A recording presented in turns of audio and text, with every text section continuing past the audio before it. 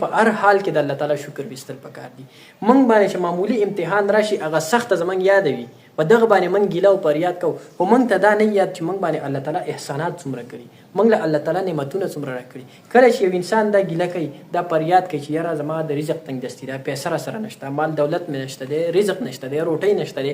دا فریاد کوي دې انسان ته زه وایم تا الله تعالی د کروڑه او دولت درکړي تا ته پته نشته دی. دې انسان ته زه وایم ته دا دواړه سترګې ما ته ډونیټ کړه دا مال راکړه زه یو لوند انسان له ورکوم 10 لک روپۍ به درله درکړم دی به ماله دواړه سترګې رانیکړي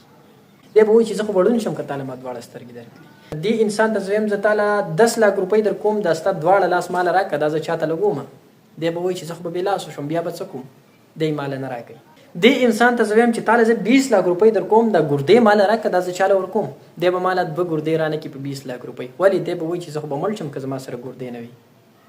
چې ګردې زه ورکړم بیا به زه څه کوم دی به په 20 لک روپۍ باندې ماله خپلې ګردې رانکړي.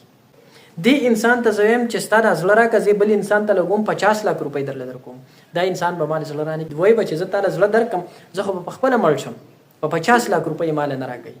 دې انسان ته زه وایم چې ستا د جګر د آینه چې دا زه تاله 60 لک روپۍ در کوم دا راکړه زه چاته لګوم دی به ماله رانکړي. نو دا انسان دې ته سوچ نه کوي چې په موږ باندې الله تعالی احسانات څومره کړي نعمتونه د کروڑاو روپو نعمتونه خو الله تعالی درکړي خو هغه ته د دې احساس نه کیږي. د دې احساس هله کیږي چې کله الله تعالی دا یو نعمت د چا نه والي ګنې تاسو د ړوند انسان ته تپوس وکړئ چې هغه څه د سترګو قدر څومره دی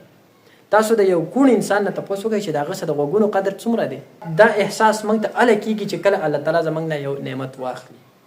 نو د دې نه مخکې چې الله تعالی زموږ نه دا نعمت واخلي موږ له د دې شکر ایستل پکار دي موږ له الحمدلله ویل پکار دي موږ له دا ویل پکار دي چې الله ستا خو په موږ باندې بېشماره د کروڑاو نعمتونه دي موږ د دې شکر نشو ایستلی او بېشکه د الله تعالی په موږ باندې ډېر زیات نعمتونه دي خو انسان ډېر زیات ناشکره دی.